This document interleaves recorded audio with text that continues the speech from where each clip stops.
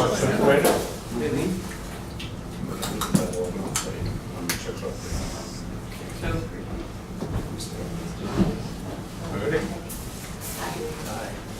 Okay. Good evening.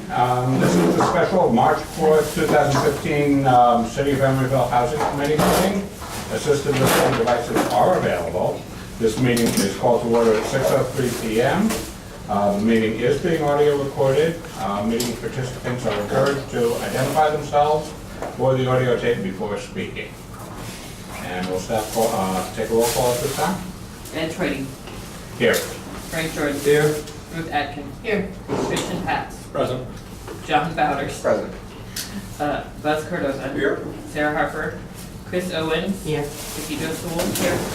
Tito Young. Here. All right, we have a quorum. Okay. We'll sign that when I get a moment. Do we have any comments by members of the public on items not on tonight's agenda? No, not. Seeing none. Yes, and they're back to me. Like to welcome our new members. Christian Patz from the Emeryville Unified School District is the official school board representative. Welcome. Thank you. And John Bowders, we saw you last month, but you're now officially on the committee. Welcome. Thank you. Refreshment celebration. Do I have a motion to approve the minutes from the December 3rd, 2014 meeting? Well, first off, do we have any corrections or? Yeah, there's no correction. Number 8 on the agenda said the next meeting date would be December 3rd. That was the meeting date. I had caught that as well. Yeah. February, if we have it. We had it scheduled for January, but Well, we it has to be canceled what that. we- So it's, No, we had a motion to have it in February, so even though we Yeah. didn't, we had it done in Yes, I know, February, we have right. to, Was whatever recorded that as date February. was. It must have been 4th, since it was, Indeed. thank you. Okay, any other amendments? On item number 5, there's just a little typo going on the segment which says the motion passed without exception. Probably wants to be lined up. I'm sorry, that was what? Item number Or did you get that? No, it does go over there, so the motion is here, but these are the things. and- So we have one extra bullet item. No, this is correct. So the motion is up here as this bullet item, and then the motion passing is not its own bullet item. It's just the way you line it up. Okay. That's Oh, I what was see. just You're saying commenting, an it's a extra blank bullet. Oh, I'm sorry, I thought you said the motion, yeah. I'll get that. Oh, I see what you, oh, on 4 that was, not on 5. We Yeah. had 4. Oh, on 4, I'm sorry. Yeah, I kept looking at problems. Okay, I approve Okay, I as got it. amended. Okay, so we have a motion to approve as Second. amended, we have a second. All those in favor? Aye. All those opposed? Abstentions?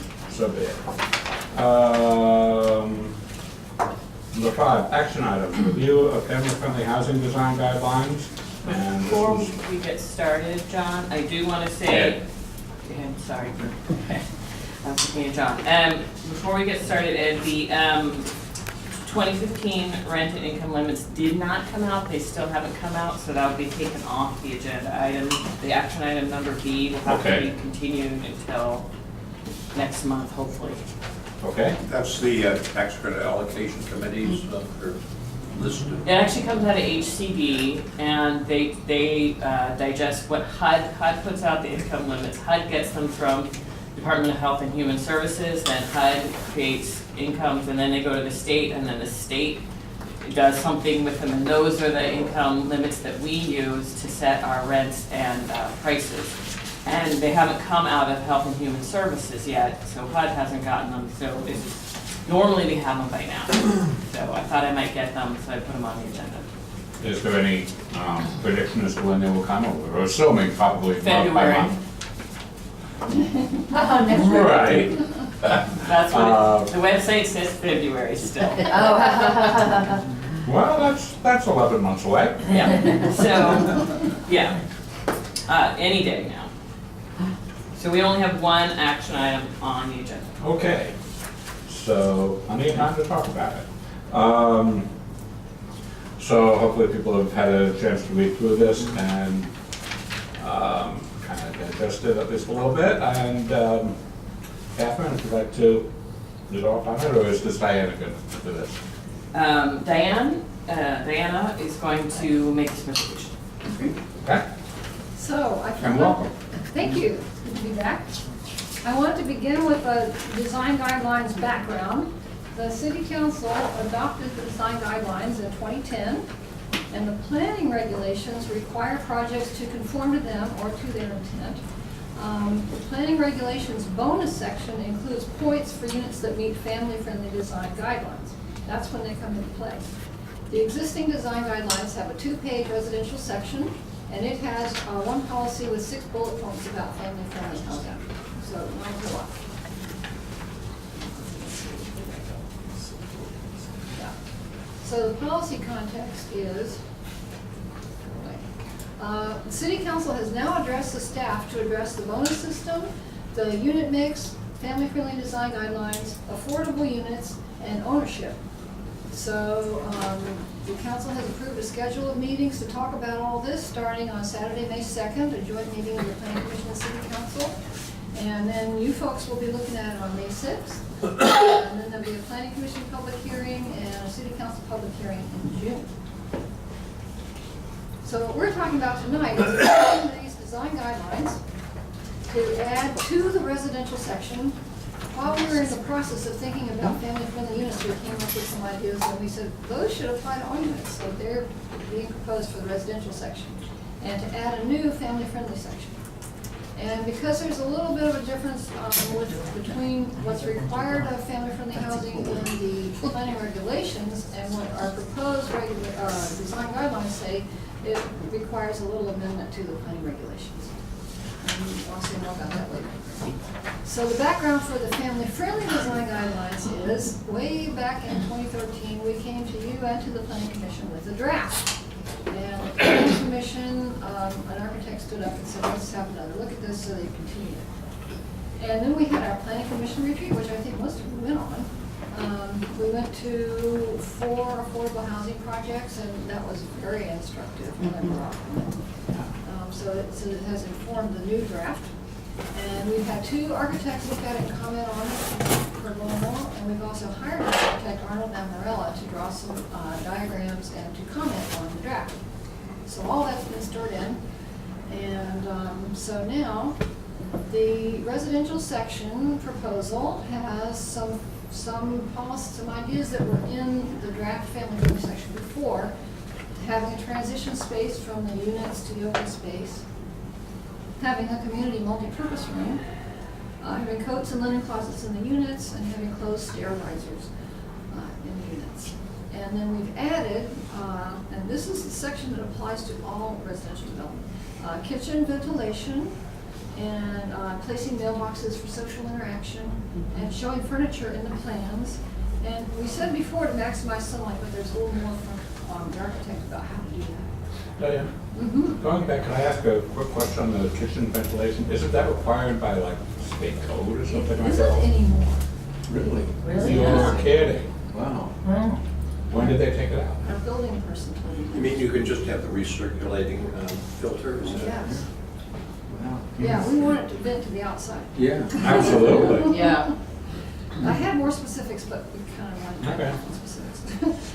Okay, so Arnold Mamarella, the architect we hired, has given us some diagrams, and this is one of them. It shows how to arrange your units so that you get the most light where it's the most needed. It's all plan views except the upper right, which is a section of a loft. The green is living areas, the gold is bedrooms, the gray is bath and storage, and after the planning commission meeting, probably not kitchen. The blue line is the wall with the windows in it, and the black line is the wall without the windows. And then you can see the little dotted line for views and the red arrow for entrance. So what this means is, these are just various ways you can arrange the units depending on what your situation is so that you can have the sun coming in. Oh, and then the crosshatch is the patio or deck, which, how to arrange that so the whole family can get to it. So that's a proposed change. And then in the family-friendly section, the parts that we brought before, we've divided into overall project design and unit design. So for project design, we still have our proposing units next to open space, play areas, places for teens and preteens, family bike parking. And if you have a big project with several buildings in it, think about maybe just allowing the people that live in each building to be able to get into that building. That's kind of what that other part is. For the units, enclosed foyers, and after the planning commission, we're probably gonna add for the units that are off corridors, because we want them, but we want open foyers if they're to common open space.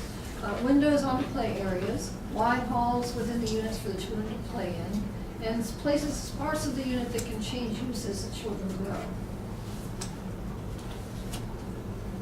And then what we're thinking about adding to the family-friendly section is 2 or 3 bedrooms can be family-friendly units, 900 square foot minimum for 2-bedroom units, and 1,100 square foot minimum for 3-bedroom units. And we just kind of came to this, staff and consultants, by trial and error and looking at examples, but then we had someone come, an architect, stand up at a planning commission meeting who has more experience, and he recommended that we just take 50 square feet off of each of these, and it would be fine.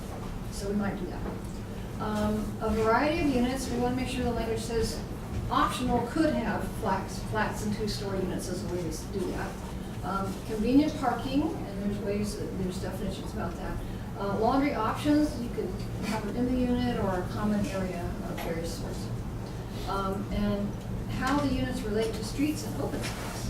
So this is another one of Arnold's diagrams, and it shows basically the more shallow open units on a quiet street and the more deep units on noisy street, and the really dark inside corner being used for something other than habitable area. That's how to get light in, things like that. Then the proposed new guidelines for family-friendly section for units only have 1 master suite. I want to make the language so it's at most, you don't have to have a master suite, but a unit with 2 master suites is an excellent design for roommates, which is what we're trying to get people them to be used for families. A distinct living, dining, and kitchen spaces, which I didn't really think it meant at walls, but people thought so, so I think the planning commission didn't want that.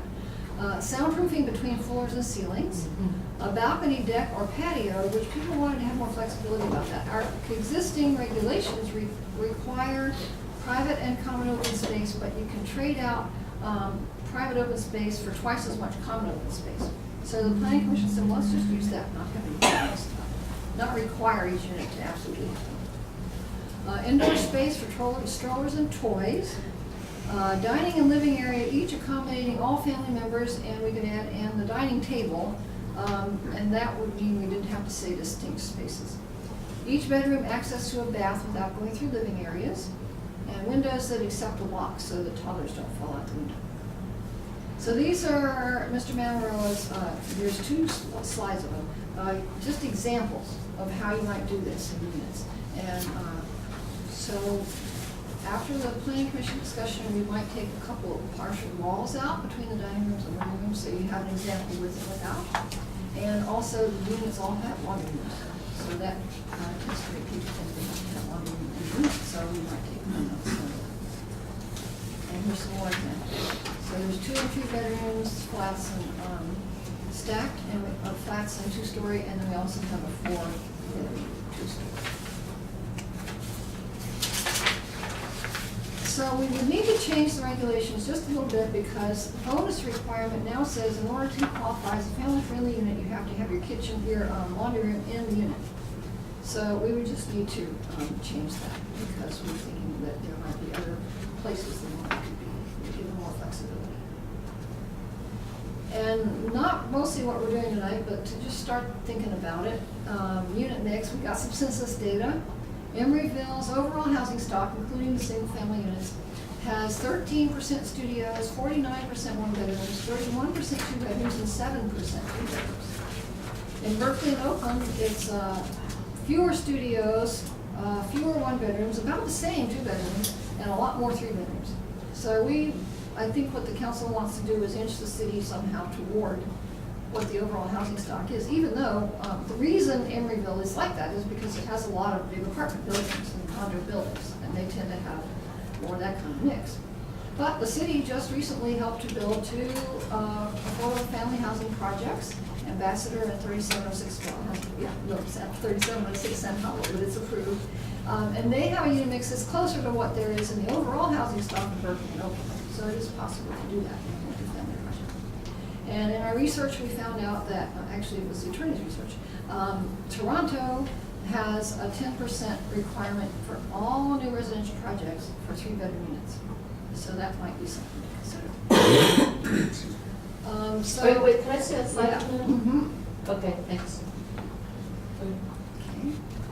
So we might want to have a minimum percentage of 3-bedroom units for multi-unit residential projects in general, and maybe require some of them to be designed for family-friendly guidelines, maybe some of the 2-bedroom ones too, and then have a higher percentage of projects that receive performance. That might be a possibility. But we'll have a lot of discussion before that gets decided. Question, because I'm hearing something in what you just said there. It's like a higher percentage of 2 and 3 bedroom units, and some of them for for family-friendly guidelines. Why wouldn't we want to do pretty much all 2 and 3 bedrooms with family-friendly guidelines? Well, it's a possibility. Some of the people are people who aren't well, who don't have Seniors.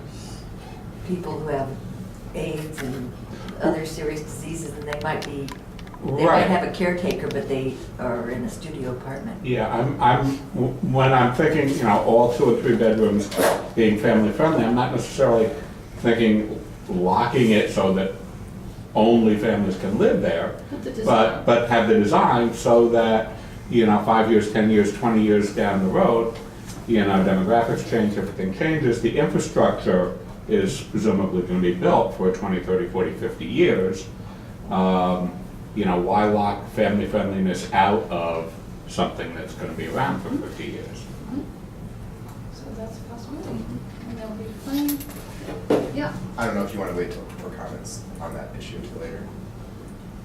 Well, I think when Diana gets through her presentation, we'll have a good discussion and we'll bring any points you want to bring up. We'll have a conversation about that. So hold it up.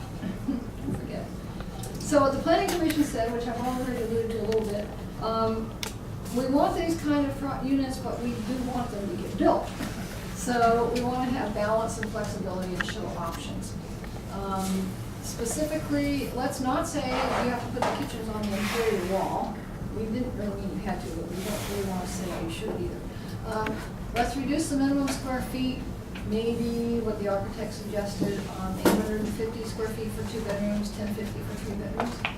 Don't say distinct living and dining areas, because that makes people feel like they have to put a wall in. Just say enough room for the dining table and enough room to hold all the people in the family.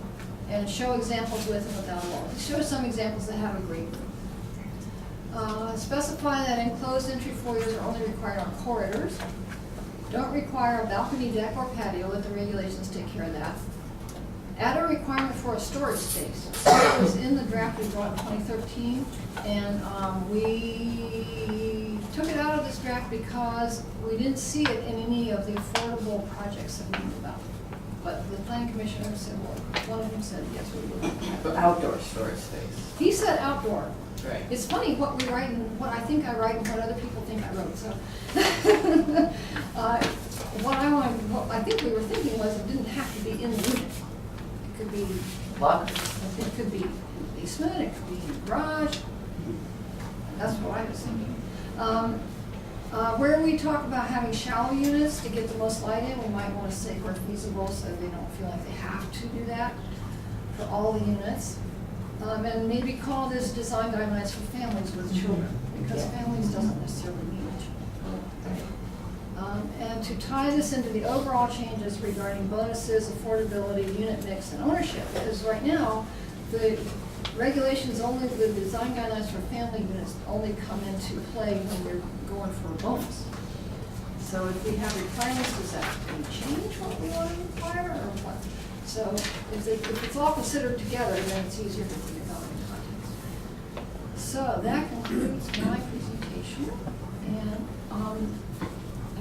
Catherine wants to look at unit examples, and we want to have a big discussion, but are there any questions about this you want me to answer first?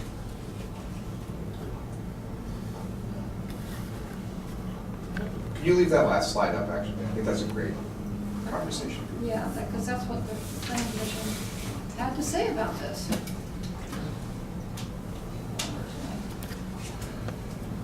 Oh, there it is. Why don't you start, John? I will let her, she's the chair. Well, I think that you guys know more than most that we've been struggling with this for a while as we were getting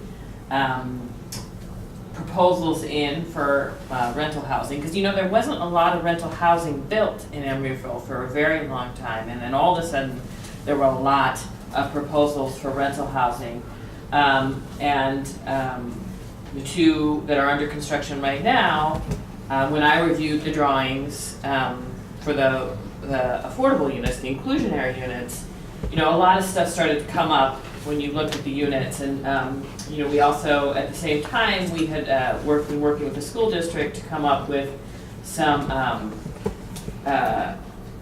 issues around families at the school district who were unable to find housing, which is almost always was an affordability issue, but it just sort of brought up some issues for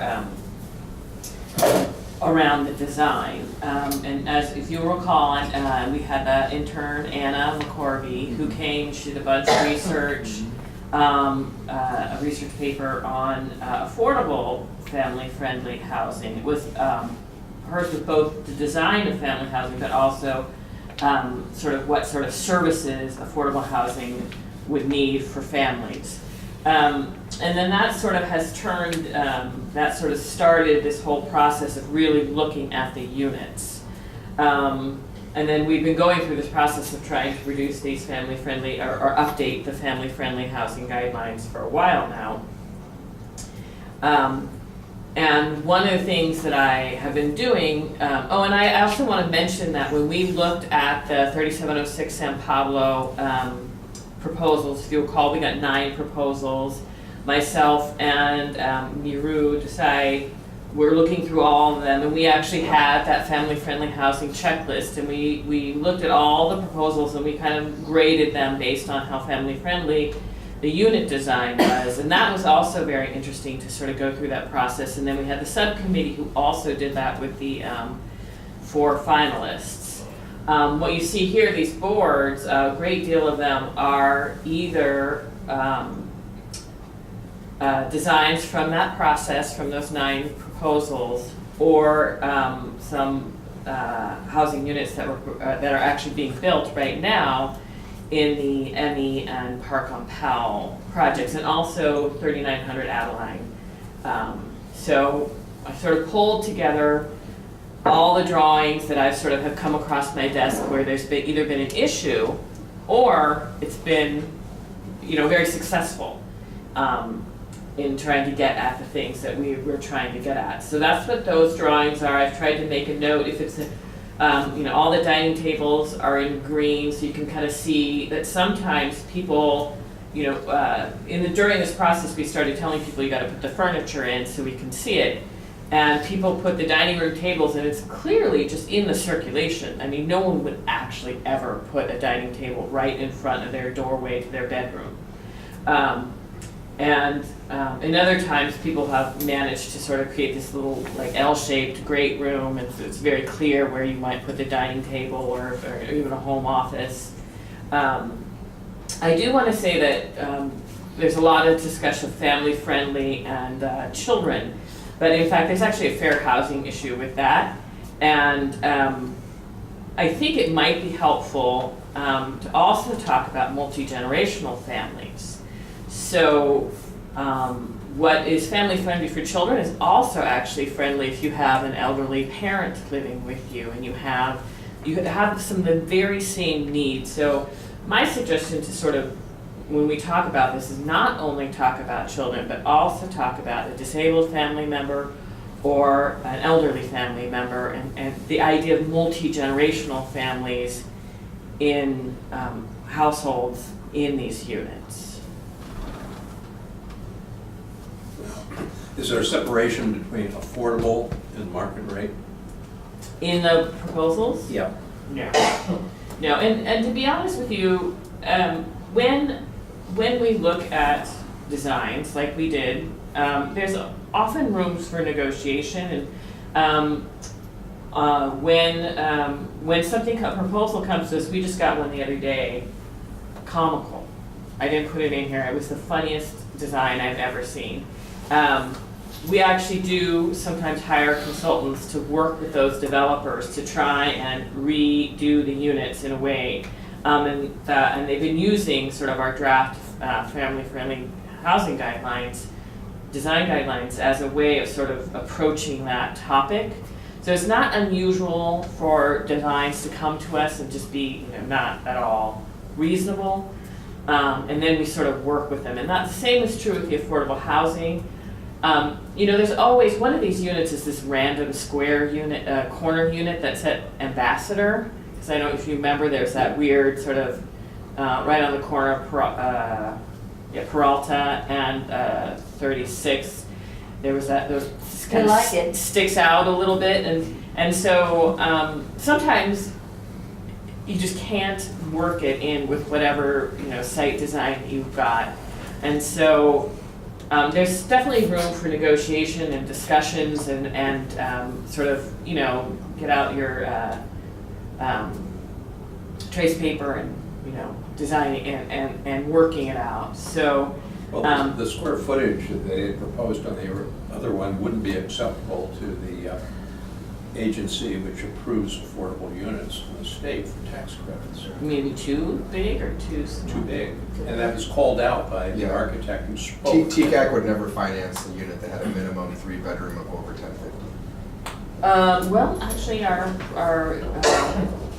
ambassador had some film, and so does 3706.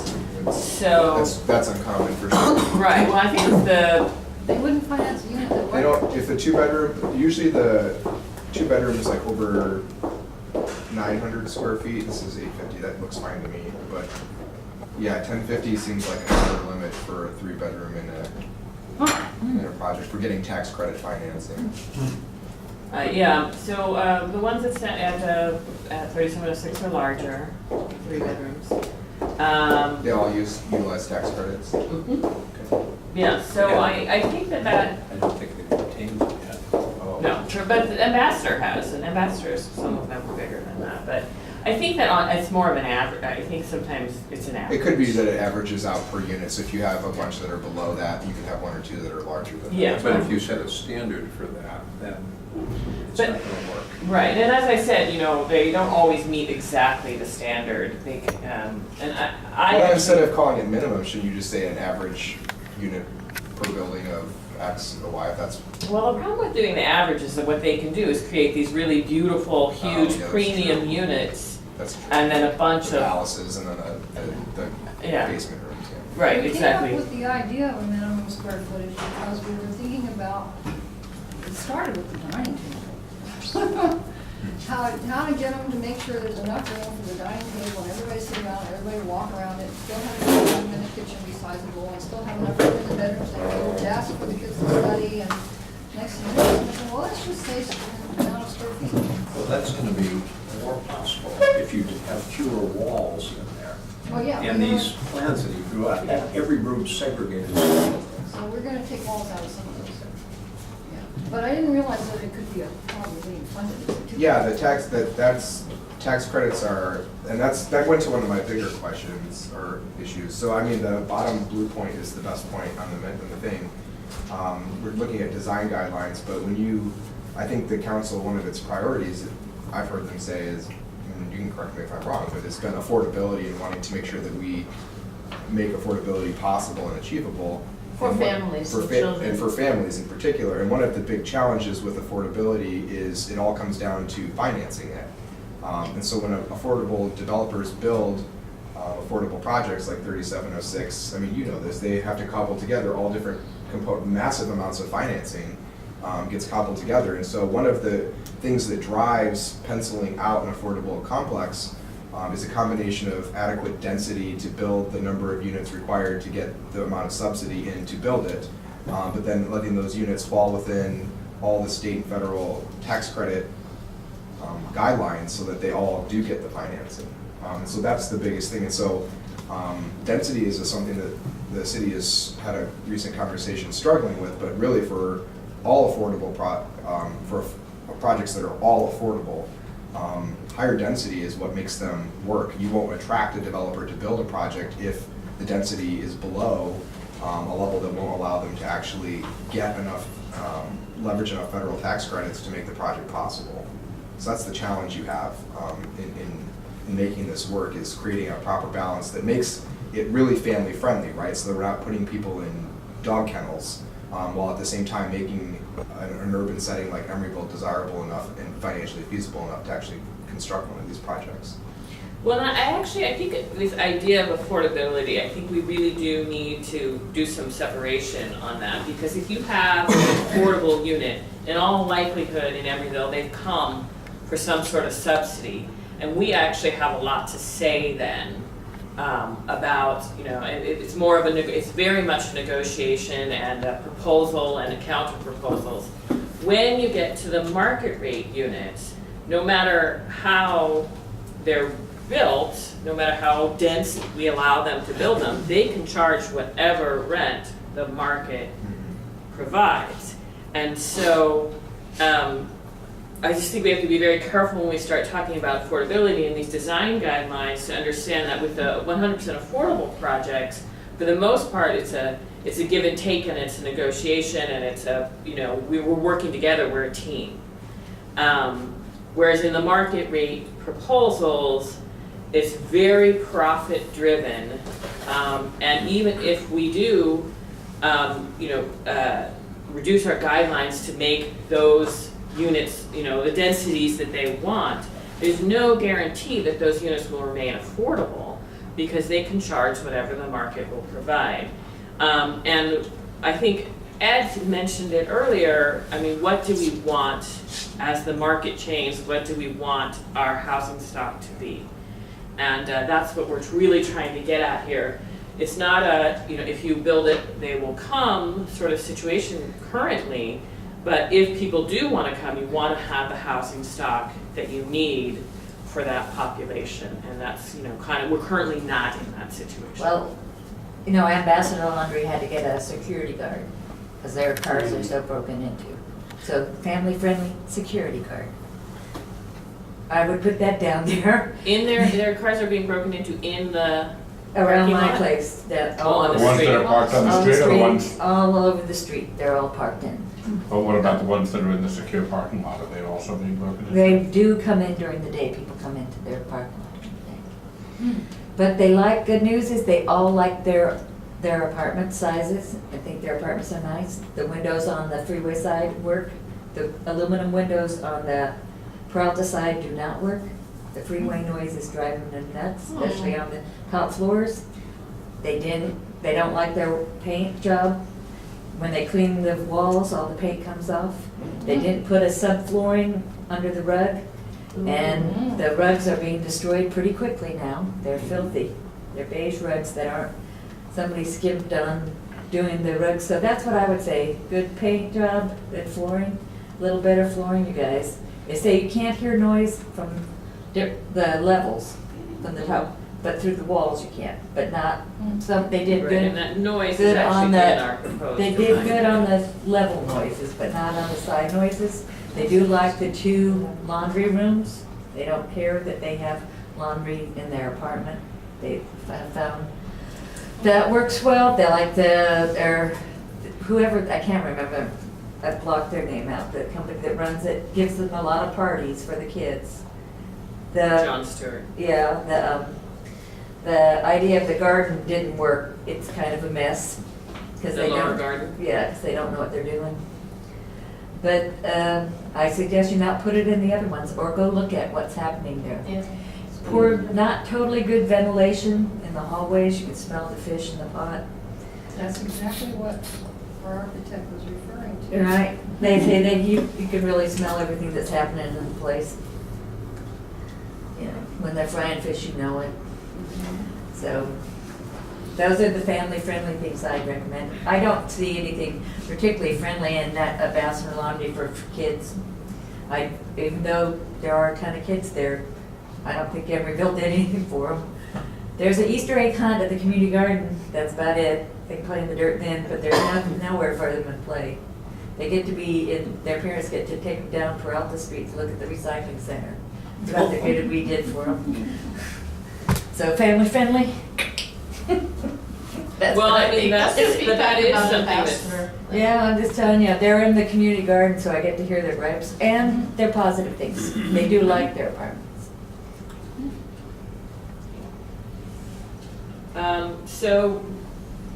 do you want to just go through the list of things, the planning commission, or do you guys have things that you want to talk about in the drawings and the design and the guidelines? When I had thrown out that part before about all of the 2 and 3 bedrooms having a concept of being adaptable for family and friendly, John had something that he wanted to Yeah, say it went to regarding my that. I'd like to hear that. Yeah, I went to my earlier point. I mean, I would love to see buildings that were all 3-bedroom and achieve family friendliness, but it goes back to, and when I made my comment about affordability, I looked at these guidelines as being just generally applicable. Yes, exactly. So my comments are reserved for how this will impact those projects that want to be affordable. I don't disagree with you about how market rate, they'll charge $4,200 for a cereal box if they can. I mean, I understand that. I'm just making sure that when we try to consolidate what we give as feedback with the overall goal, which is to also have these guidelines be something that an affordable developer can look at and say, I can build a project in Emeryville. I know I can start off with a place to negotiate from. To the comment about, lots of high bedroom units, and I do have a complaint with, this is terrible because these are all family friendly, clearly. This is about family friendliness. But we do wobble on this weird legal space by calling it family friendly. And I don't know if you've thought about the use of that term, because family friendly does connote things in the legal world, for which we may or may not want to put that label on it. In a technical legal world, we refer to these as multi-bedroom units and multi-bedroom preferences. Just a thought, family friendly reads a lot better, it's what we're used to saying in Emeryville, but it legally could create a problem. But the bedroom issue, it goes back to, again, that density and that floor space issue is, so you could build, if you're building 50 2-bedroom units, that could potentially be 100 1-bedroom units, right? And so in the case of affordable buildings, the very reason why developers love to build studios and 1-bedrooms is because that's $4,000 rent, $4,000 rent, $4,000 rent, max it out, right? Well, the problem on the opposite side for an affordable developer is there's a limit to the amount of capital that they can get per unit, and there's a limit to the tax credits are allocated per unit. And although the amount of the tax credit and the amount of the financing varies by the number of bedrooms and the footage of the unit, the reality is that there are certain fixed figures that are associated, we call it per door, right? Per door to a unit. So if you only build 50 units in a building that's got X type of footprint, square foot, you probably won't get enough financing to have the capital to build the building. So there has to be a mix. You have to have some number of smaller units, 1-bedroom units on the properties to get the money in the building. So you use the financing you get from those units to help subsidize and make all the 2 and 3 bedrooms work. Because the money is fluid. Once it's in the project, you can apply it to whatever you want to use. But if you only have 3-bedroom units, you'll get a reduced amount. You get a reduced amount of financing, which makes it harder. You have to find money in other places, which becomes the problem for the affordable developer. So this is only in the context of affordability. And I think going forward, not just to get it built. But it's also but it's better socially to mix them unit sizes. Well, and generally. also the internal subsidy, you're talking about internal subsidy of the different unit sizes, creating internal subsidy. But also when you're managing a project, the operational costs Mhm. of managing a project, you also need internal subsidy from those rents to make that work. So what John is saying about a variety of unit sizes is not just about getting it built the first time, but also making sure that you have enough money to maintain it and operate the unit, the building, as, you know, going forward. Yeah, and back to, you know, that and my point, and I totally understand the variety of building sizes. What I was, you know, in my initial comment, back a few slides ago, we were saying, you know, within the 2 and 3 bedroom units, making some of them family friendly. And I said, why not, when it gets to be the 2 and 3 bedroom, why not make all 2 and 3 bedroom units to the standards of family friendliness? And, you know, and I respect what you were saying about we may not want to call it that, but, right, that we're Yeah, calling here it we that. call it that, right? Yeah, here we're calling it that, but if it's gonna be a 2-bedroom unit, if it's gonna be a 3-bedroom unit, my point was, I think all 2 and 3 bedroom units, even if there are studios and ones in the unit, in the complex, all 2s and 3s should probably be built to my perception. If we perception apply to this that. to all of the units that are that size, then they wouldn't be just family friendly, they'd be our standards. Yeah. I do want to say that to something that came up in the planning commission meeting is that developers do need flexibility in it, and there are situations where you might have a 3-bedroom unit, but because it's a, you know, we have one here that has a spiral staircase. Well, I don't particularly find spiral staircases to be particularly either family friendly for children or disabled or right. So. But they're interesting architecturally, Right. okay. So I mean, Okay, point taken. I think that maybe if you're talking about making the 2 and 3 bedrooms a larger percentage, but I think that if you say all of them have to be, then what they're gonna do is they're not gonna take those difficult spaces and make them into 2 and 3 bedroom units. They're going to make those, you know, so I think that we have to Yeah. give designers some flexibility to, you know, make the decisions that they have to make to get the, you know, given the site constraints. Is this on the same line as don't require a balcony deck or patio because of not to create a constraint, or is there a reason beyond that? Well, the Well, planning, You Yeah, mean about I was on the specifically planning that? commission, we discussed that, and it wasn't my suggestion, but I did go along with it, that balconies are not used. That you can drive all over town and you rarely see anyone out on a balcony. Or they use for storage. They put stuff out on it, but almost never use it. The area would be better incorporated within the apartment, or make sure that that space is, what had been assigned as deck space to that unit is added to the common space Oh, right, on the area where it could be used by everyone. right. right, and that's how our regulations are right now. So I think the idea is just strike that particular requirement out of family friendly and just go with the way that we do it now. One of the design elements I remember when Bridge presented to this committee years ago that I didn't see carried forward was they were very clear that bedroom doors shouldn't open out onto places like living rooms or dining rooms. And that's actually in the design guidelines. Okay, but let me finish. But that, you need to create interior hallways because kids run. And they need a runway up and down hallways. And so if you have the bedroom doors open out into a hallway, you then create that kind of active space inside a unit. The guidelines have, make sure each bedroom, you can get from each bedroom to a bathroom without going through the living room. And it has, have a hallway for kids to run. Right. It does not, Yeah. it does not exactly say you should not have a bedroom door opening directly onto the living room or the kitchen. But I think it mostly, in order to meet the guidelines we have, you kind of can't do that. So what comes out of this exercise, what I discovered in this exercise is to meet the guidelines. When the designers did a master suite on one side and the bedrooms and a spare bath on the other side, The master suite does sometimes enter into there's no hallway for that master suite, it's just on one side. But the what would be considered the children's bedrooms are the bedrooms that don't have ensuite bathrooms. Those have a private hallway or a private area. And I think if you look at Arnold's design, he actually has, or he did at one point, shows where kids could run. Because I do also want to mention that we actually say that hallways should be wide for children to accommodate children's play.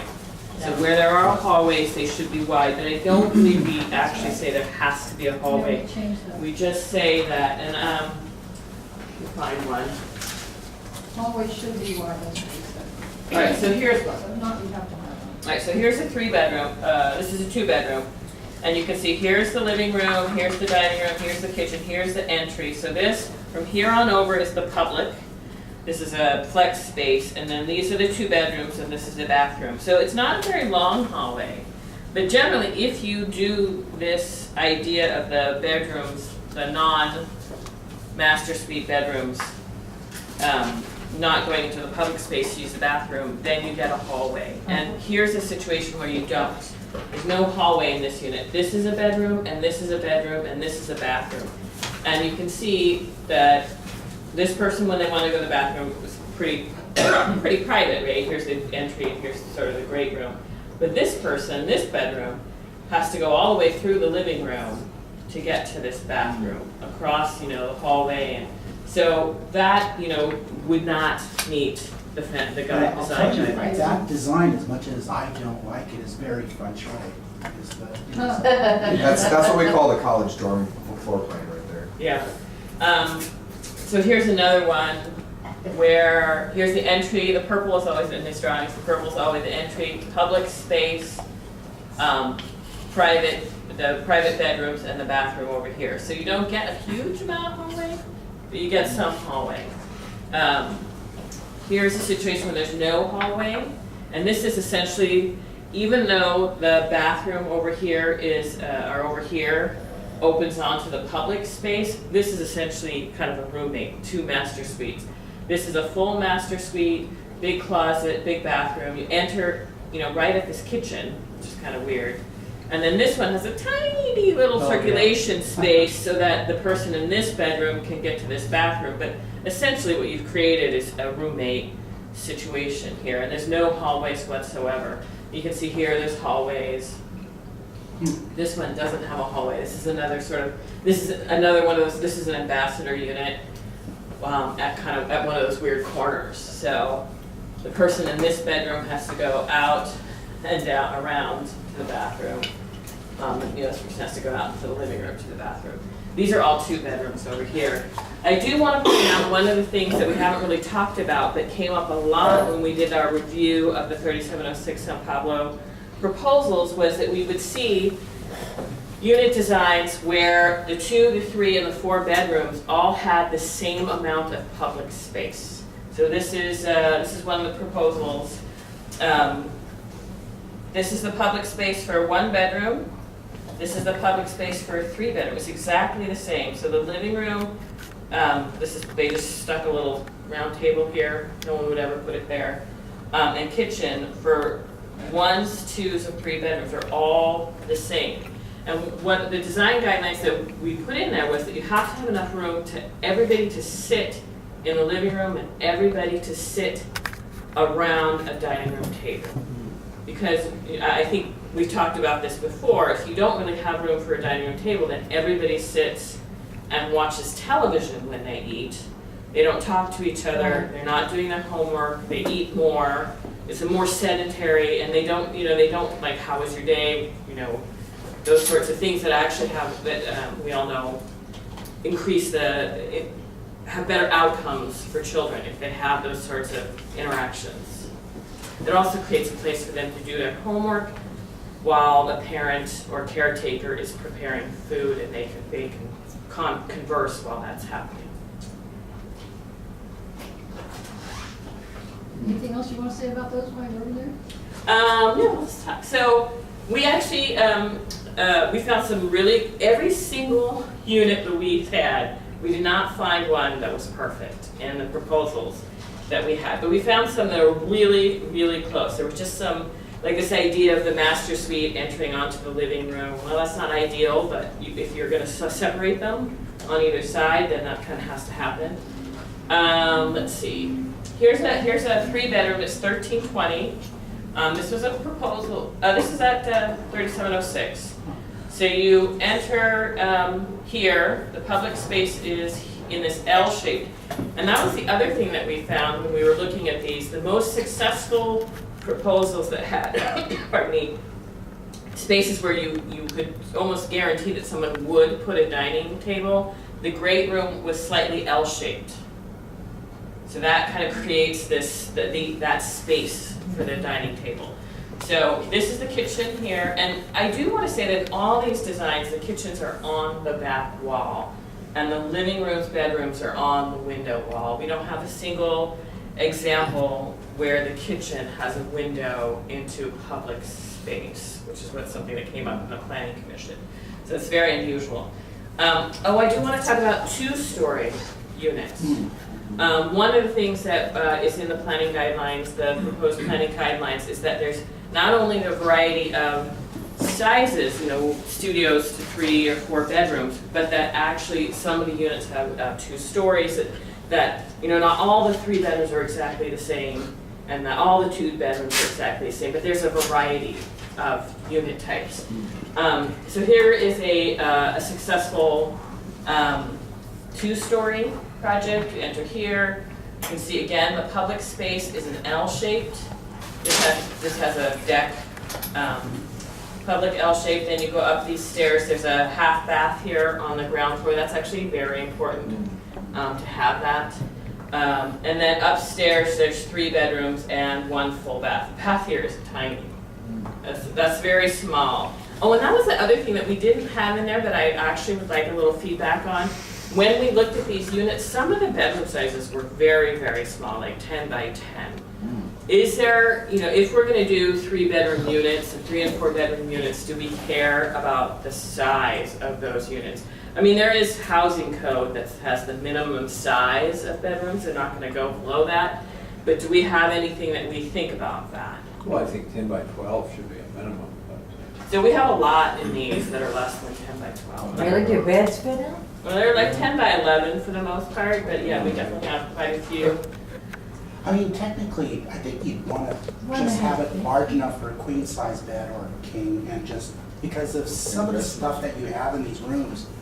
The rooms, to me, if you want to think about this in the future, families get older, someone's actually still in the house, a teenager grows up, goes in the house, wants to have a large, have a large bed, so it's sort of that sort of thing. And I kind of, kids don't stay small forever, and you buy the house when you have small children and you move in.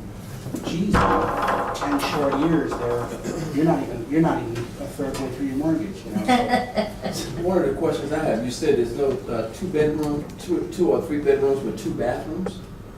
There are, there are actually some 2 bedrooms with 2 bathrooms. Okay. Most of the 3 bedrooms have 2 bathrooms, but some of them have 1.5 baths. Actually, no, this That's has, 3 bathrooms. I was Sorry. gonna, 2.5 baths. this has 2.5 baths. So I was gonna ask on that was gonna be my next question. Do you have any floor plans where you do the townhome like that and you have the Jack and Jill bathroom for the kids?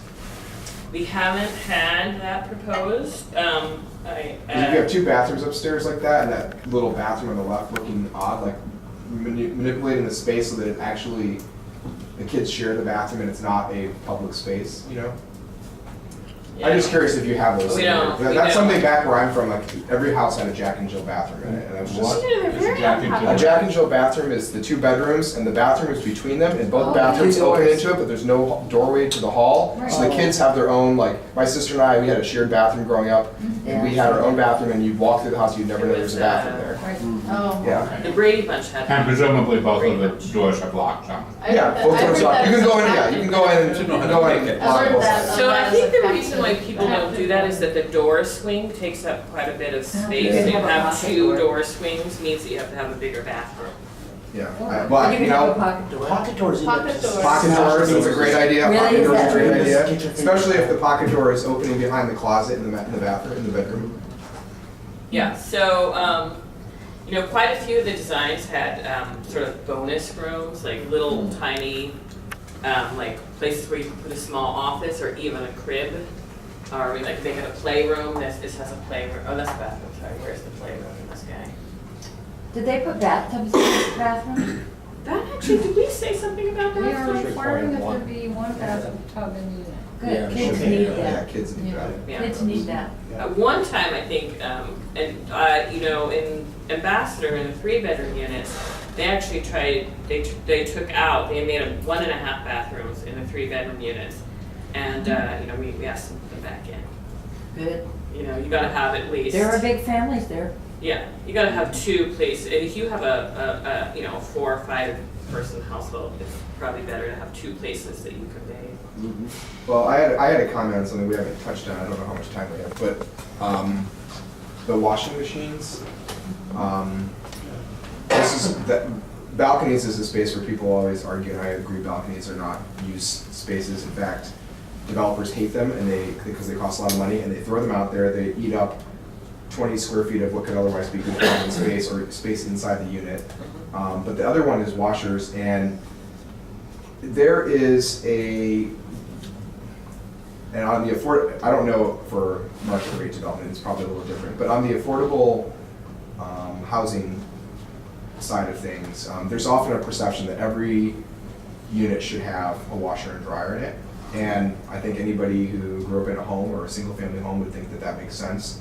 But it comes back to trying to put what are otherwise competing interests together into one project development design, where you need to maximize the space that you have. So if you know that you can, with a development, make 100 units, family units, and that they're gonna have a good size of square footage, when you start nicking off pieces of square footage for things like washer and dryer hookup space, you start to eat into the space that the family has to share together.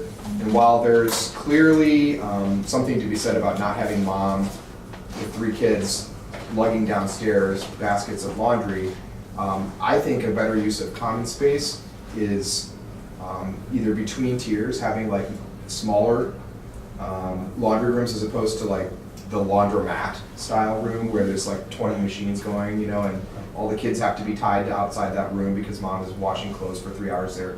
I think having them between tiers is a better model for that, because you can't, if you put them in the units, they eat away personal living space.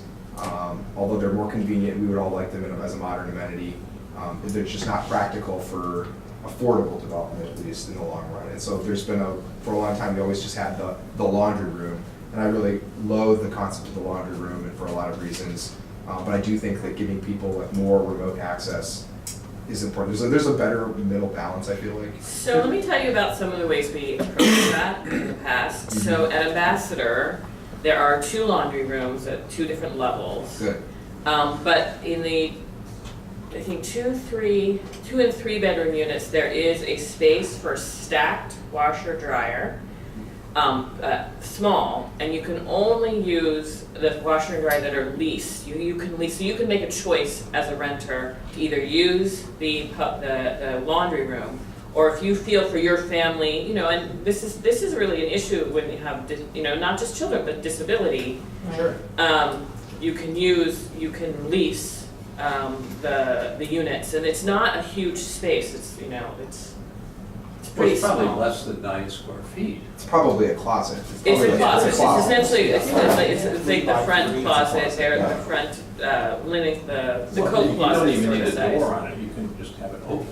So They the do closet- have doors on them, but I mean, so that is Even on one porch way. doors. Yeah, Yeah. that's a noise reducing thing it's an aesthetic thing too. People don't want to have their laundry spinning while they have people. And the heat and the dust, you Yeah. know, some of the. Well, I mean, it's only used for an hour or 2 at a time. But Not if you have 3 kids. On Saturday, it's like Well, from they- like when you wake up till about 1 o'clock, because there's that much longer. Yeah. But I mean, I think that gets So- to the point of choice and how different households I think that's perform. nice to give them a choice. And so It's just But the other people said they thought there was enough washing machines on the 2 levels. The people told me they liked the line. Yeah, it's a communal space too. They must have People- gave them enough. People do get, Said they they do were- get they into didn't a have to rhythm wait and they and meet stuff people like that that. way. Look, in the artist co-op, they complain a lot, my friends, about I who. know, that'd be a good thing to find out. how Not many enough people washing. waste. The other thing is, I talked to the manager, didn't talk, I exchanged correspondence with the manager of the Bakery Lofts development, and the last phase of that, which was in Emeryville, I think had 10 or 12 units. The majority of them were 3-bedroom. And I asked her how many families and children lived in those 3-bedroom units, and she said none. Yeah, I mean, that's sort of the, if you build it, that doesn't mean that. But they built it because they were kind of squeezed to put in 3-bedroom units there. But like, you know, for Yeah. 50 years, those will be there and things, you know, the market may change, Right, so. What a 3-bedroom apartment is a nice thing. Well, I know the rents are pretty high too. Yeah, the 3 bedrooms at Emmy are renting for over 4,000, 4,200. 4,200, I think. Yeah, Wow. yeah, so. I mean, Emmy Who is, even makes that kind of money? 64th and Christie. I don't know. Or that's- Well, there must be, or they wouldn't be building it. Well, they, I believe they've rented 2 of them, and one of them has gone to 3 unrelated Well, roommates. one of the other questions though, that they have asked me in the garden, they have bulky stuff to throw away. Are they eligible for the Emeryville bulky pickup? The people who live in the Ambassador? Yeah, that's a Marcy question, just have them call Marcy. I will. It shouldn't be a problem. Good. I thought it may be that, but. I don't know how that works with multi-unit buildings, if you Yeah. organize them all at once, or if each unit can, there's So- something about it. Having an easy way for people to get rid of their garbage, like bulky things. right. Well, that was an actual big, that was a big problem at Master. There was a huge design Yeah, that's what issue they were with the saying. garbage, which we will, you know, that won't happen again. There's one other element that hasn't been discussed tonight, and I'm also aware at the time, which is that as you're talking about designing units that can accommodate different kinds of needs, not just young people, is the concept of universal design. And Diana, I don't know if you know where that's been included already in our planning documents, but universal design would be helpful not just for people with disabilities, but if you move a counter lower for a younger person, you could move it higher as that person grows or needs it. So, and for people who aren't aware of universal design, it has to be incorporated at the stud level because the counters or the cabinets like fit in a modular kind of way, fit in at certain levels that are adjustable. But that has to be planned with new construction. It's not really a rehab possibility. Right. I think what we've done with that so far is put it as something you can get bonus points for. But it's not related to the family, and I think. But there could be a relationship there. Yeah, okay, so. I mean, like if a kid needs a desk to write on, or a place to put a computer or something like that, you know, it could be lower when they're shorter, and then it could be raised as they grow. So this is actually an action item. I know it's great, it's kind of like a study session talking, but it is an action item, and I think what we'd like to do is kind of get a list of things that are important to the housing committee. So can we start calling those out, and I know Diana has been taking notes, but it might be good for our motion to get something together here. So I guess the question is, the draft design guidelines that we brought are fine except for what? What would you like to be? They look pretty good. I would say the same thing the planning commission said. Of course you would, you're right. I want to ask you about that, Buzz, because Yeah. after I've done the research, the first one, don't require the kitchens to Yes. be on the interior walls, but you Right. can put them on interior walls, Yes, right? yeah, just don't Okay. require them. Okay. Anything else? We've talked about a lot of stuff here that isn't on that list. And I think the square footage really was an issue of what's financeable with low-income housing tax credits. So if we say 850 and 1050, does that sound like something that would work? Yeah, I would check what if it's an average, that they have to average out to 850. I know it's less than 900, so 850 sounds like that's what you said someone said that? I don't know. Remember, that's not Yeah, there was an exactly- architect who does Yeah. affordable. But when it wasn't here, I saw 1100 for the one higher one. That one, I knew that one was not right. So 1050 would fix that? Yeah, I Well, I think think so. you need to check. I think you should Why check. don't you just make a comment of like, whatever's fine, can be Can be used financed. for financing with tax credits. Yeah, Okay. Right. That's more flexible, yeah. and then I think the third item we felt very strongly about is we should have large space that can accommodate all these things rather than this plan which shows them broken up into tiny little spaces. And I think that's particularly important in a family situation because they all have to merge together. There does have to be a room enough for a table because that's really the centerpiece. And I think the kitchen should be open into that space. It's not like the olden days, we had servants in the kitchen, you didn't want to see them. And also. Well, that gets at the ventilation too, right? Yeah. And people don't have separate living rooms anymore because nobody goes and sits in the living room. Yeah, they just So don't to get have used. the dining room and the rest of it all looking Yeah. at from the kitchen, the big great room is. So you're what okay they- with the L, Yeah. right? Yeah, I support the L because I agree with you. I think that to the comments about how to create, you know, I grew up in an old traditional house too, and it was like, my parents would go and sit with people in the living room, and we would be in the den playing, and so there were separate rooms, and it was a small house. And I think having the idea that some people could be, older kids are watching TV and younger kids are trying to eat dinner or whatever, like the idea that it's all creates that ADD type of atmosphere for people, like that, you know, making sure that it's not just a box room where everything, all dining, living, and kitchen are all just kind of thoughtlessly put into one space, I think is important. I agree with no walls though. Right, I was trying to Okay. avoid the walls. Yeah. So what we're thinking is to just make sure that there's enough room for each function and not say whether to have walls or not in the guidelines. Does that sound? Not necessary to put those walls in, but I love the L, but Yeah. Yeah, L-shape makes sense. Yeah, I mean, the more you can leave it to staff to negotiate what the floor plan looks like, I think the better for you. But keeping it open But you rather want to than put closed. guidelines in I the think the records, guidelines right? are a good idea though. Yeah. Because Oh, you can sure, have yeah. some janky kind of rooms. Yeah. I was a little surprised at the foyer. That's not a common thing in most of the developments we've approved, is it? It started out with a rule that said have soundproofing and have enclosed foyers for sound reduction or something. So it could be, I don't. It takes up square footage when we're trying to make the best use of it. But it's a usable square footage, I mean, it's like, It's just another hallway. it's. Right, It's, here's the one. it's a buffer zone that you use that you carry in, packages, your groceries, and you have a small table. Well, you'd rather You carry have it the kids on directly to the kitchen You rather have, than. you're strolling a kid on a stroller, and you're pulling the kid along, and you're moving a box, and you have a little child on your hand, you have a pet in your hand. It's a place that you kind of situate yourself out of the public hall, but you're also not darn right in the middle of the Well, I agree, it's a nice thing, but it It's does a- take up square footage But it's, that we but it's have a short it's a supply. livable square footage, and I think it's a short supply is, well,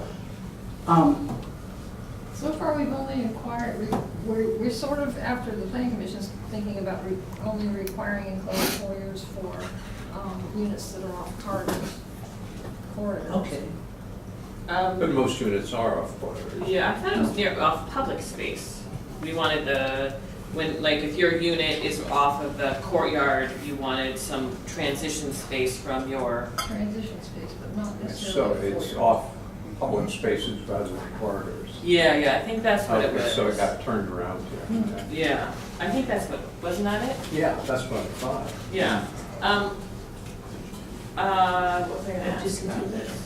Kitchen, reduce, We didn't really go over it, but maybe just put it on the list, you know, tying levels of bonuses, whether that be density bonuses or other bonuses, to unit mix, I think is a real key way of getting that done. You know, people, because unit mix, when you try to do more bedrooms, people want density. Well, if you want density, then, you know, you're basically saying, I want to build more units, so some percentage of them should be set aside for families. I think you can create a tiered system for giving bonuses that give you better unit mix too. Because every developer coming into the city, the price of land is so expensive here. They know that they need to get above what the MSA statistical, you know, default density is. The default density is 30. And they're never gonna build at 30 units per acre here and pencil out. And so they want it to be 70, 80. Sherwin-Williams wants it to be like 100. I mean, so if you want a density like that, and you want to go above the default density, they should create tiers that say you go to this percentage of 2 to 3 bedroom units. You go to this percentage, so that you get and figure out for yourself what that ratio chart looks like, so that you're guaranteeing that as they continue to build up, they are building families in. I think that's the best way to tie bonuses into unit mix, at least. That's my proposal. Yeah, we're gonna have some Interesting workshops just on Yeah, we that should. whole bonuses. I do wanna get back to that foyer thing, because I think what we were planning on doing, one of the issues we had was with these long corridors with just doors off of it. And one of the things we talked about doing is where the corridor itself had a little notch.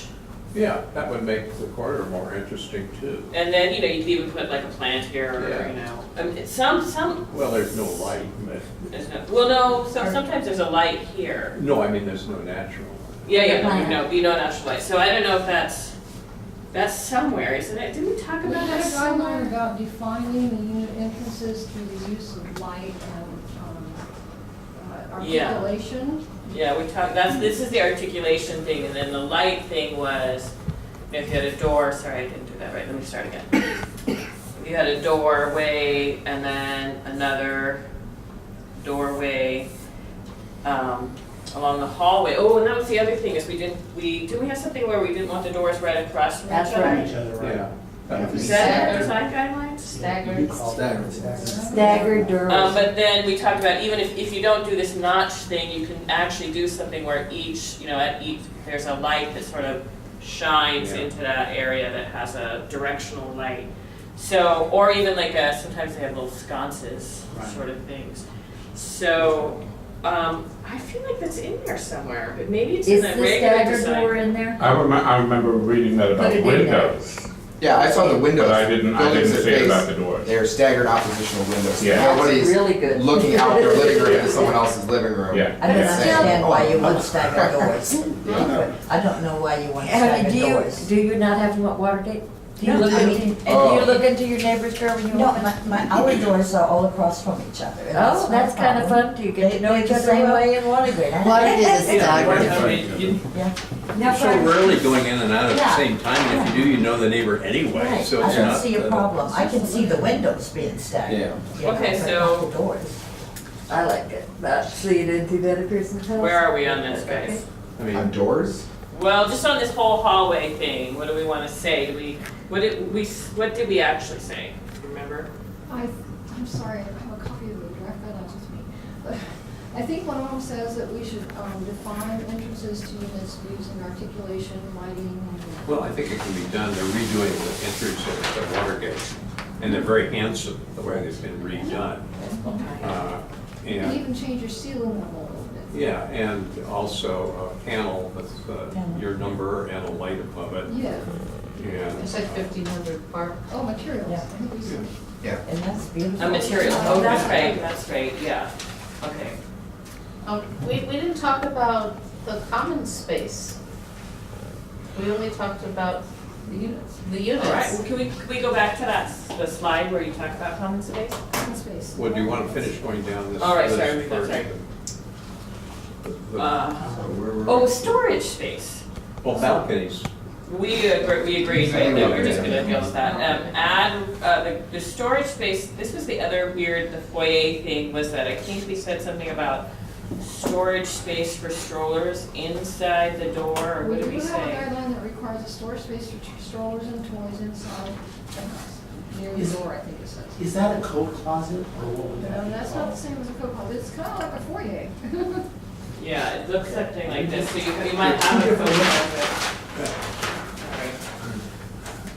So here's your coat closet, Okay. here's your door, and you can put a stroller here. Right, so there's space between, you know, the different walls, so you can drop, or a bicycle, right, didn't we say bicycle? Well, Bicycle. I think a bicycle would be better in a locker, but There's the usually a pipe stroller. storage room. Well, in here it says right. Yeah. Garage level. But little kids that you want to just grab their bike and go out to the sidewalk and let them play. There was something, that turned up in one of the studies that we had.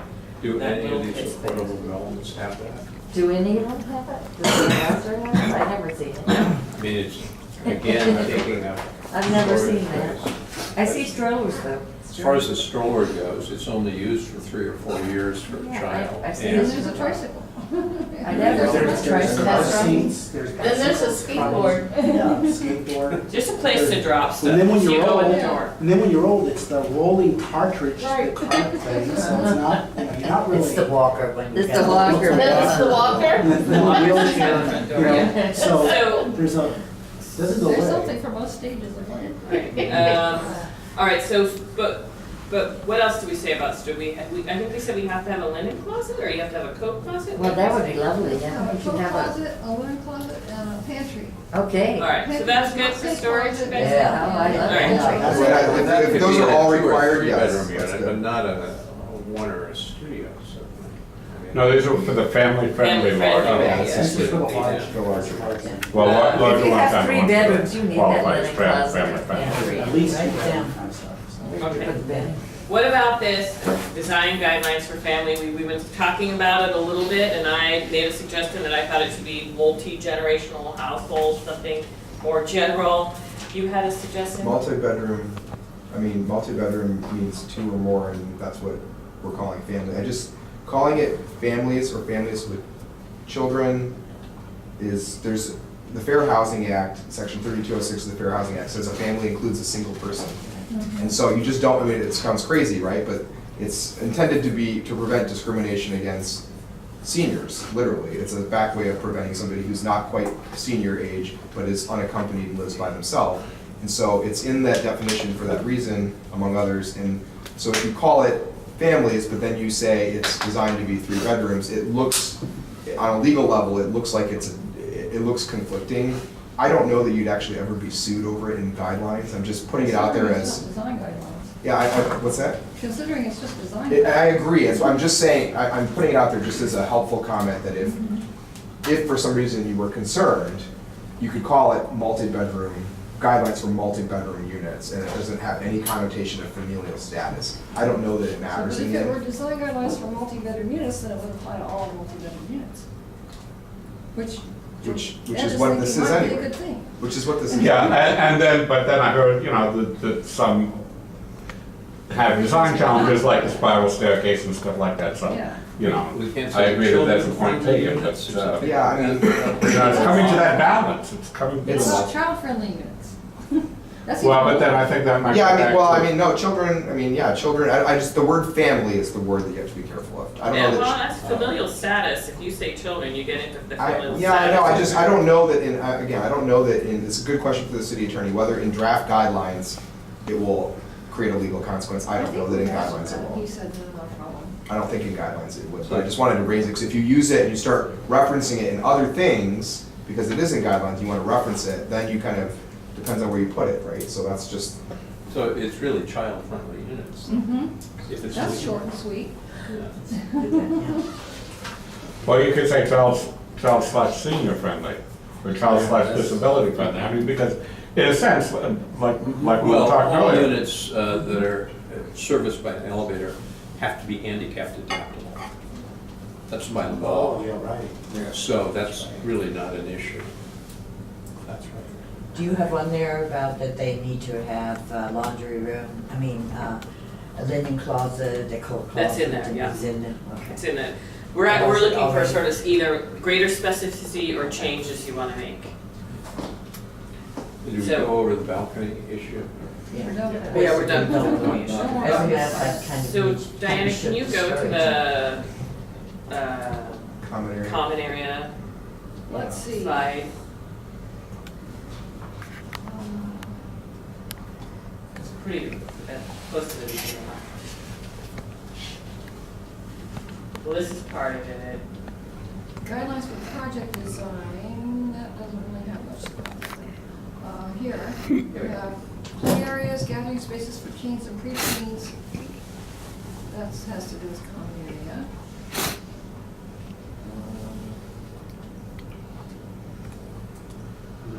We don't really address that there has to be common area because that's in the planning regulations. Okay. And there are some standards for what shape it has to be able to inscribe and. I think we have something about adjacencies There- in there's here. the minimum Adjacencies dimensions of the of the common courtyard. space. Well, there's Windows that open out this, onto that's not really. common space. I think we do have something about units opening onto the common spaces, but not all of them have to. Right. So Right. that's, units next to open space. Yeah. Yeah, The family unit should be, when feasible, next to open spaces. yeah. Right. Anything else? Gathering areas for teens and preteens, what did they kind of talk about in that? It's kind of interesting. Teen lounge. It doesn't go into detail, it could be inside or outside. I Okay. think it says visible. One thing I guess I would like to see is, not just about the space, but what goes in it. So none of these units have what I grew up with, which was a family room. Yeah, well, I mean, that's what the great room is supposed to do, right? I mean, that's a lot of space. That's the whole nother bedroom essentially that you would lose by having a family room. So I would suggest that some of the common space include things that would go in a traditional family room. So games, a ping pong table, Well, the ping pong table would have to fit into a commons room that's what rather I'm talking than. about. Oh, I'm sorry. I thought Well, you're you were saying talking about the family room. No, these You're talking about common, the so she's saying the common spaces Oh, should oh. behave like a family room. But it should be, right, and that the outdoor spaces in particular could have play structures in them. So, you know, swings, climbing structures, So active play space. active, yes. So to discourage kind of passive landscaping, but just have active uses. And I think if you do that in the common areas, that's gonna invite families with children more than anything. I think that's nice. We have play areas with age-appropriate equipment, you say. Isn't that what you're doing on the San Pablo, the new project? Yeah, they have all of those things. They've got the. Yeah. And age appropriate, so like maybe for teens and preteens, maybe like a half court, you know, like a one hoop basketball kind of a thing. Well, Let me tell you, that Something like that, basketball but- court thing, it was the biggest brouhaha They in, don't like the noise. yeah, I was advised, I put together a large development out in Contra County, and the police department advised me not to put a basketball court Okay. in, because it's where teenage boys hang out, and they bring their friends, and we all know what teenage boys do. The basketball? I know, I was like, well, Well, there's a hangout spot. well, isn't it better? We than- want isn't- hangouts. Isn't it better than them hanging out in West Oakland? But Not- yeah, not not the dark of night, I mean, come on, they want a hanging basketball out court. in your backyard, Yeah, but but in see, you some only more have one or larger two communal teenagers in your space. project, I mean, Well, where you are, there are and things they like bring teen 5 or 6 lounges. others. Yeah, I mean, the Use it as basketball a court in a team. multifamily, the issue is noise. Yeah. Yeah, Right? If you have it in the Okay, courtyard, yeah, it's I noise can bouncing see that. around, I agree with the echoes noise, but you around. can design a building to put a court at the end of the building where the noise is. Yeah, yeah. You can do that. I mean, if you Or on put it in the the middle of roof. that courtyard. Yeah, No, we're not saying you can't do Landscaping is basketball amazing. courts, but we're not saying you have to do basketball Yeah. courts. We're just saying active play areas, age appropriate active play. If you guys would consider the smokers, I'd appreciate it. They're out on the street 25 feet away, throwing their cigarette butts in the street, going into the bay, killing the fish. Just figure out how they can get rid of those cigarette butts. Can we do that, or does the state have to do that? Oh my God. Or the city? And watch it. The state regulates that.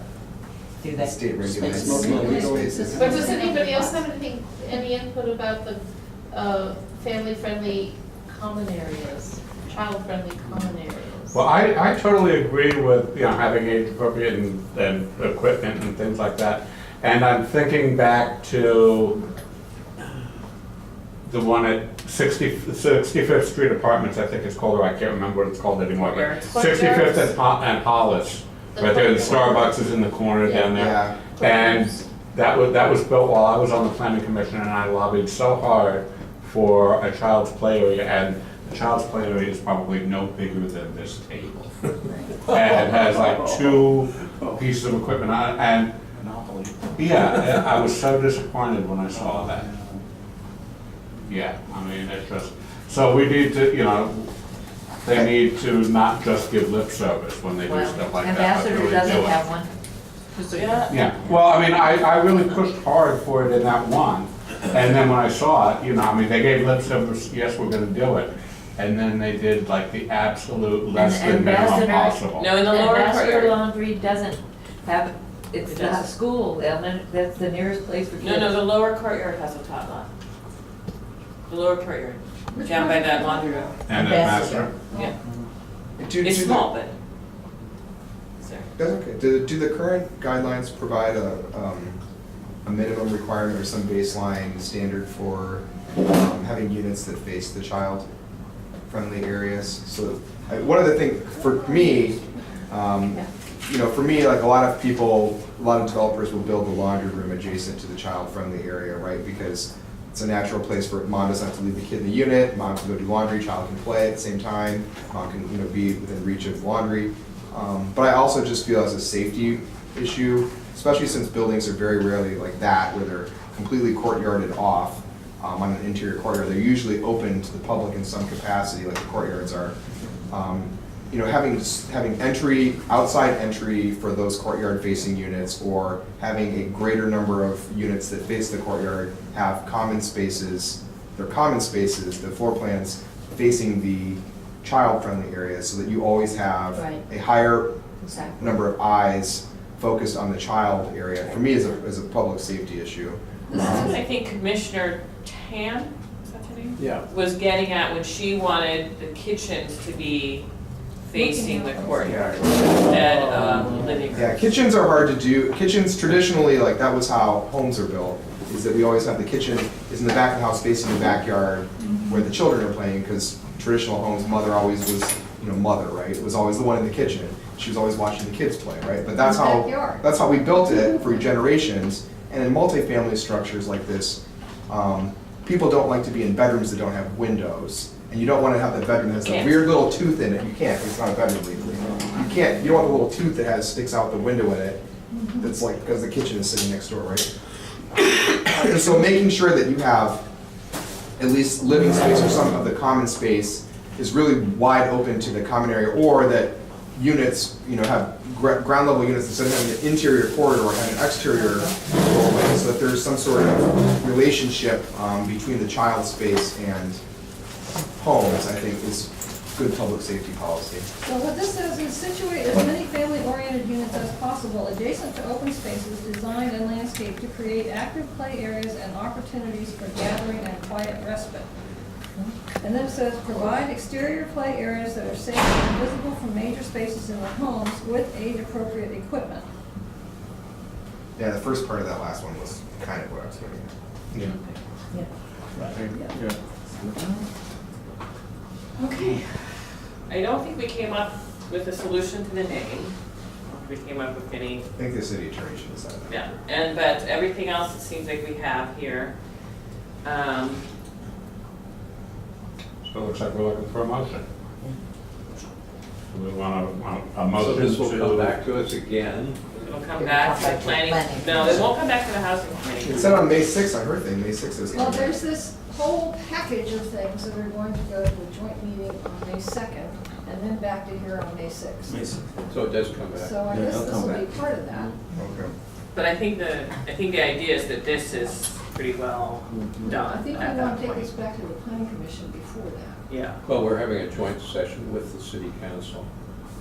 On the second, on May 2nd, for the yeah. whole thing. Yeah.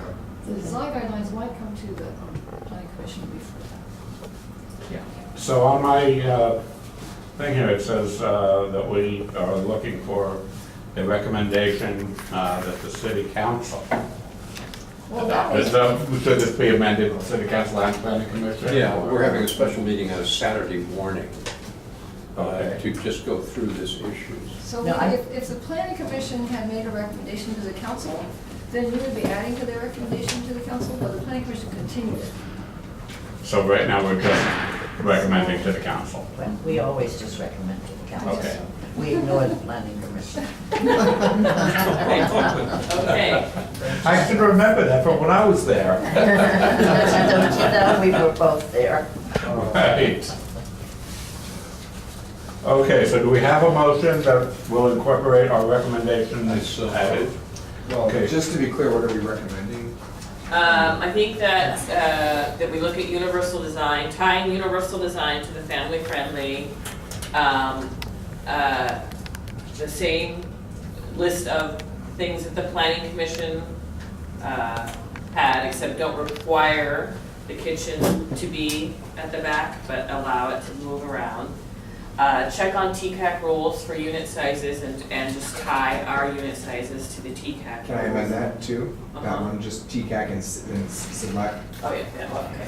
Thank you.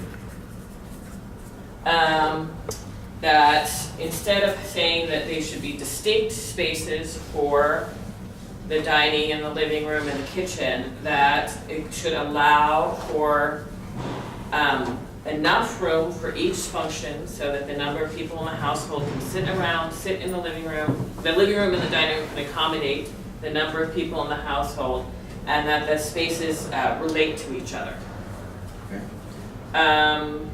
The spaces relate to each other? Or Or open to one Or another. open. Because in Open. some units we have, I saw a unit when we took our tour, there was a stairway or something here, and the kitchen and dining room were over here, and the living room's over here. We But a don't lot of want those all that, units do were we? not very good that we did on the tour also.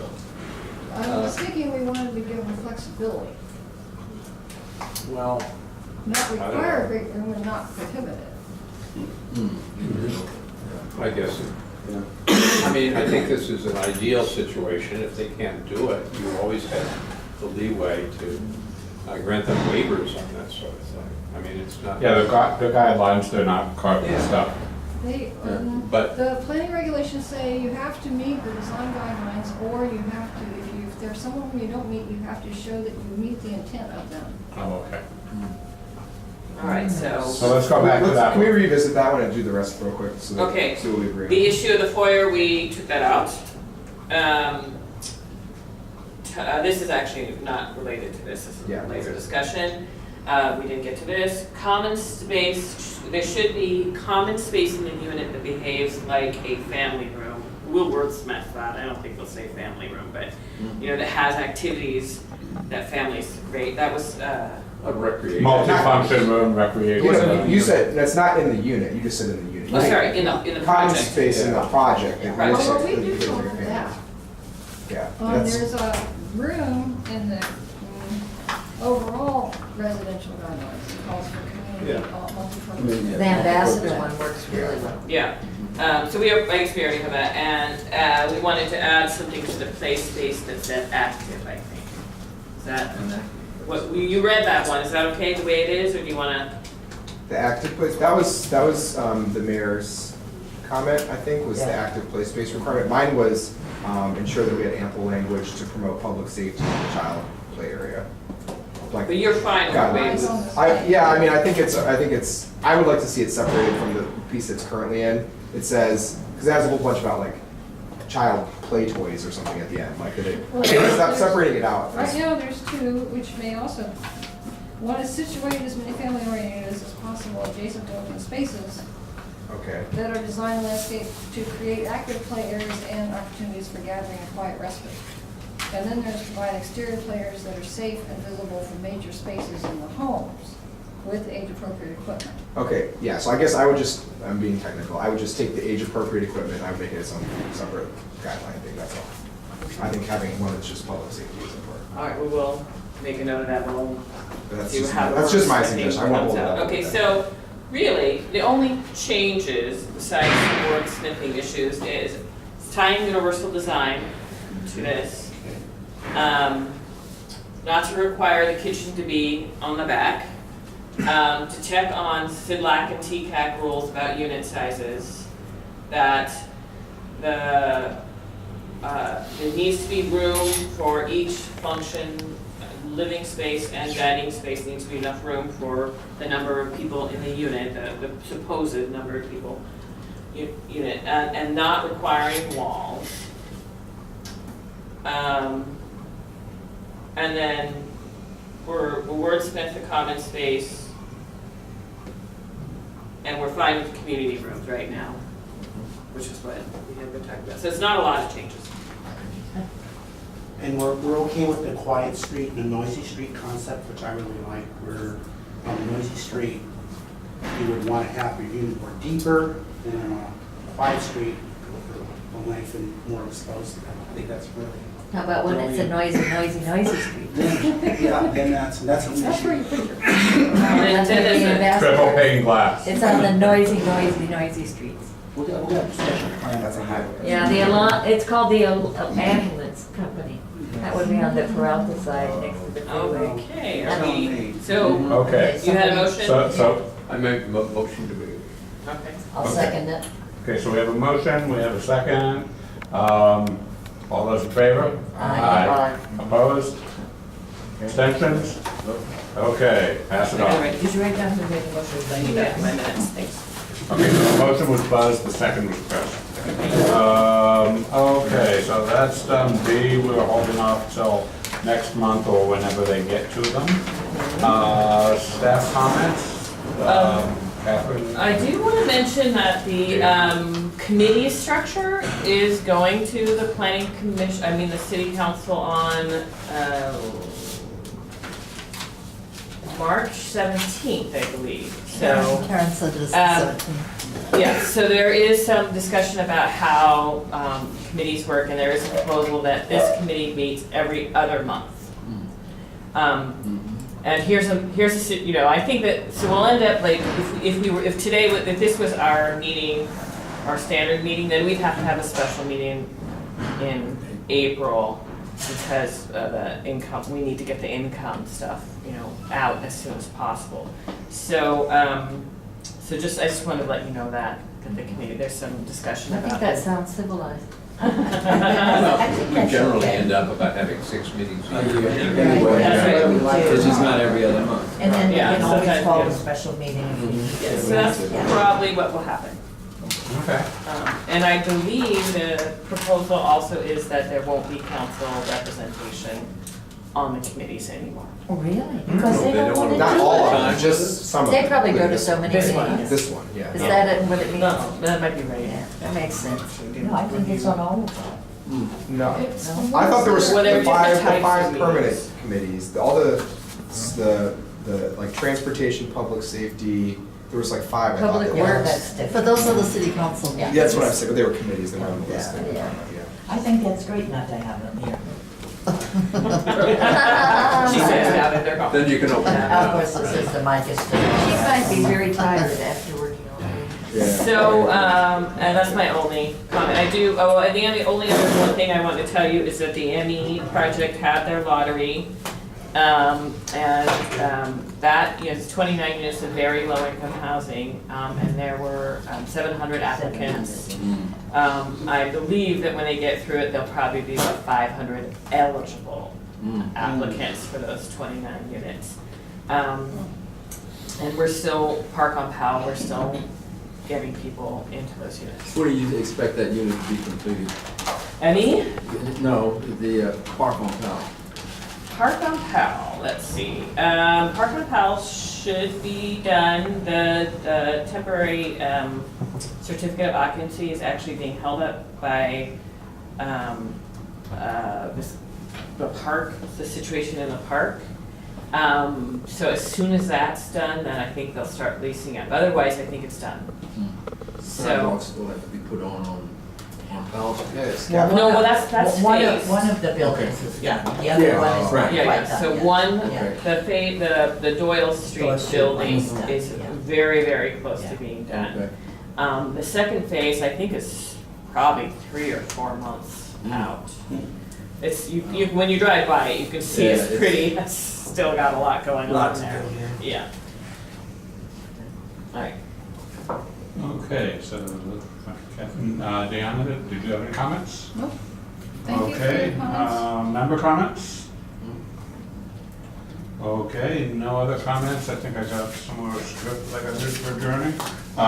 This meeting of the Emeryville Housing Committee meeting of, it's not April 1st, it is March 4th, is adjourned at 7:43. And we'll